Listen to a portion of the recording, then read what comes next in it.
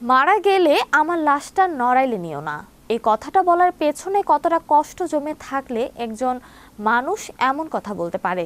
বাংলাদেশ ক্রিকেটের ইতিহাসে যে মানুষটা সাহস, নেতৃত্ব আর লড়াইয়ের প্রতীক, কোথায় আছেন এই মাঠের লড়াইয়ের হারের আগে হার না মানা এক যোদ্ধা?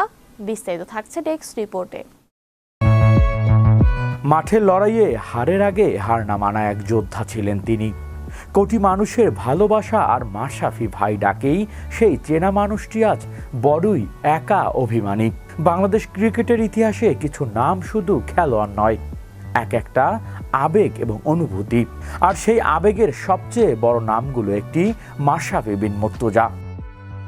যে মানুষটা ভাঙা হাঁটু, অসহায়হীন ব্যথা আর বারবার অস্ত্রোপচারের পরেও দেশের জন্য বল হাতে ছুটে গেছেন, আজ তাকে নিয়েই সামনে এসেছে এক হৃদয় বিদারক বাস্তবতা। সম্প্রতি এক সাক্ষাৎকারে আবেগঘন কণ্ঠে মাশরাফির বাবা বলেন, মাশরাফি এখন আর আগের মতো নেই। একটা মানুষ খায় দায় ঘুমায়, কিন্তু কথা খুব কম বলে। সেই হাসি খুশি মাশরাফি যেন হারিয়ে গেছে। পরিবারের ঘনিষ্ঠ সূত্র জানায়, নড়াইলে তার বাড়িতে হামলা ও ভাঙচুরের ঘটনায় তাকে ভেতর থেকে ভেঙে দিয়েছে।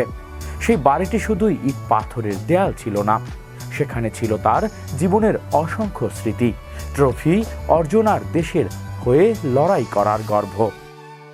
যে মানুষটা সবসময় নিজের এলাকায় মানুষের পাশে দাঁড়িয়েছে, সুখে দুঃখে নিজেকে জড়িয়েছে, সেই নড়াইলেই নিজের বাড়ি, এমন পরিণতি যেন তিনি মেনেই নিতে পারছেন না।